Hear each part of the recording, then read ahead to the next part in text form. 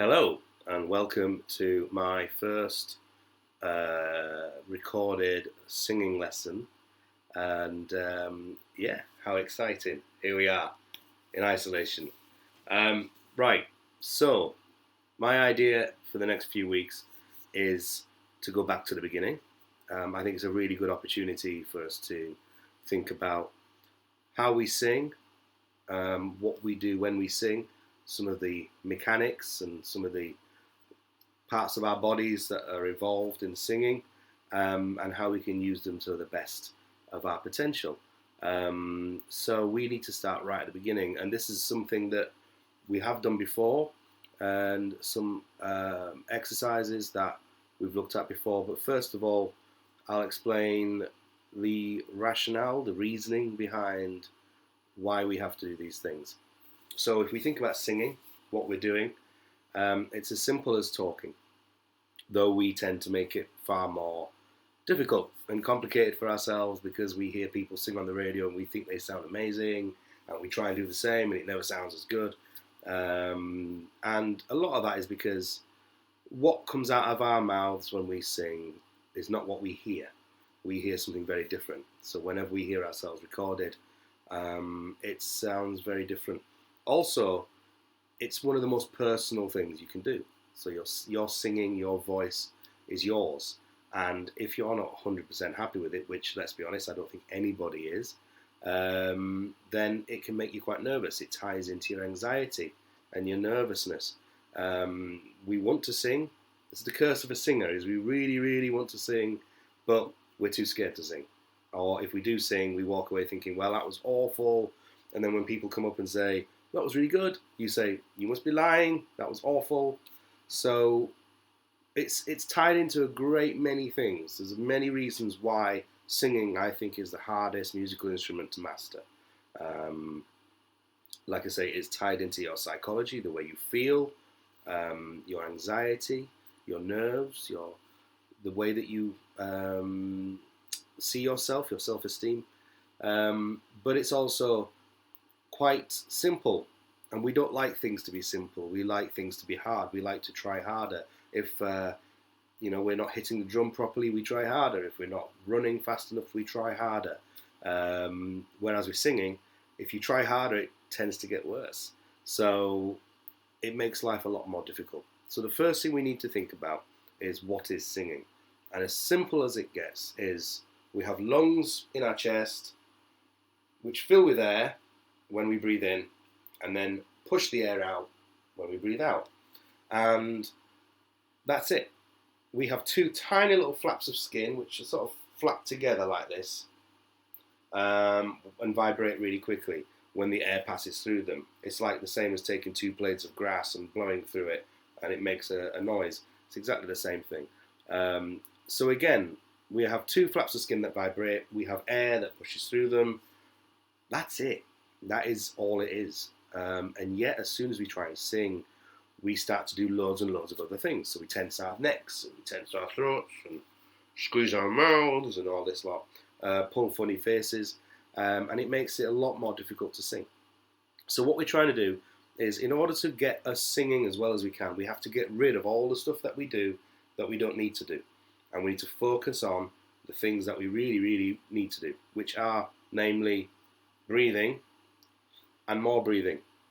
So when we breathe in, our lungs are inside our chest, and our chest is protected by ribs.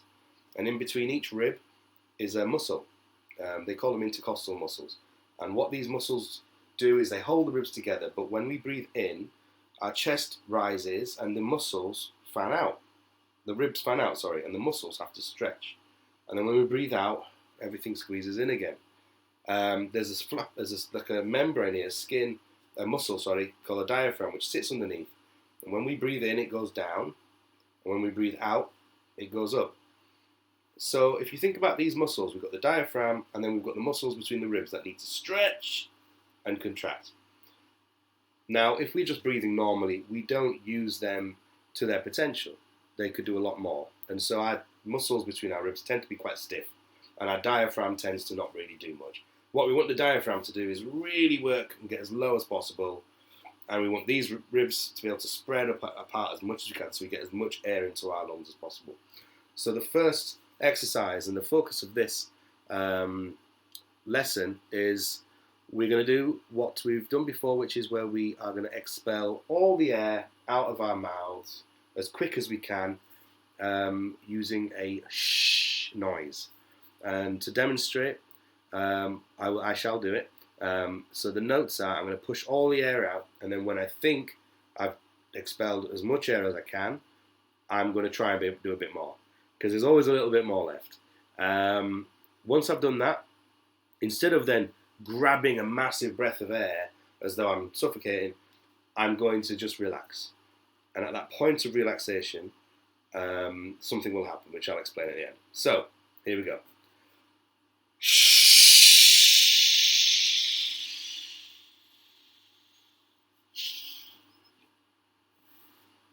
There. So, I expelled all the air out.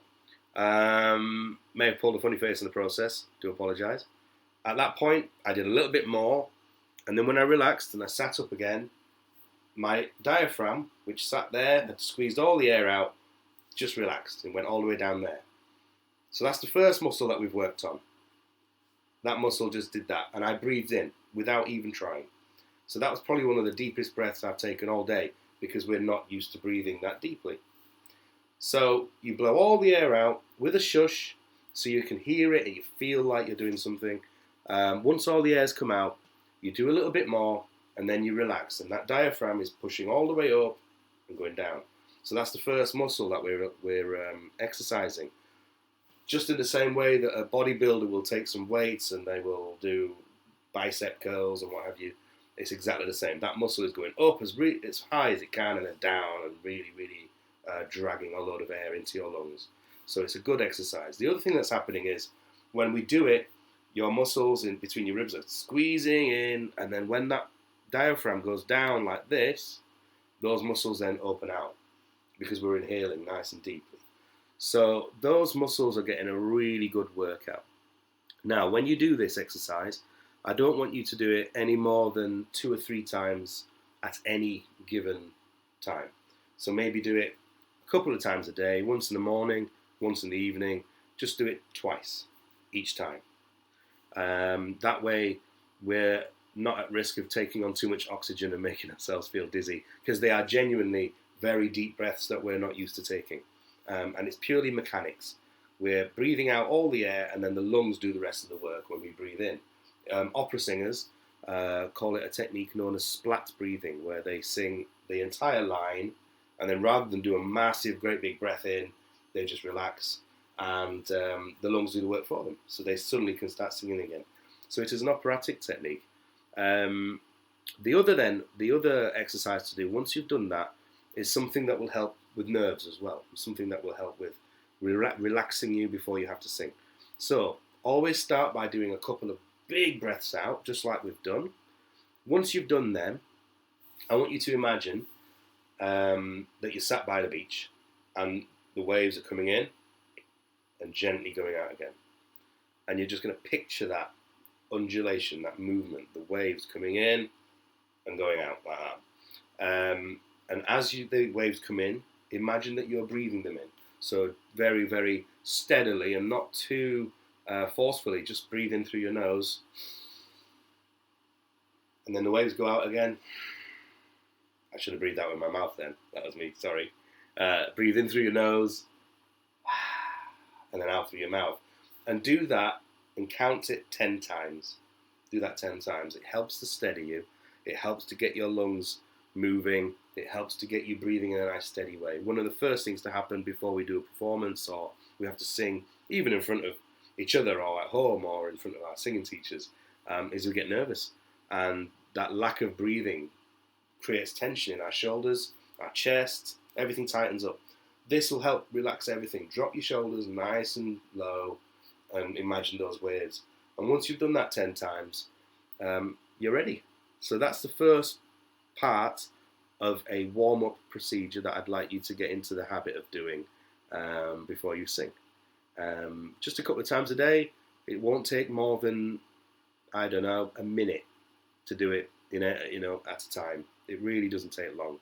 So try and find some time whilst you're at home, and it will help you with your nerves, it will help with your breathing, it will strengthen your lungs, it will strengthen the muscles that your lungs relies upon, and then when we come back for the next lesson, we'll look at how we build on that. So take care, guys. I'll see you later.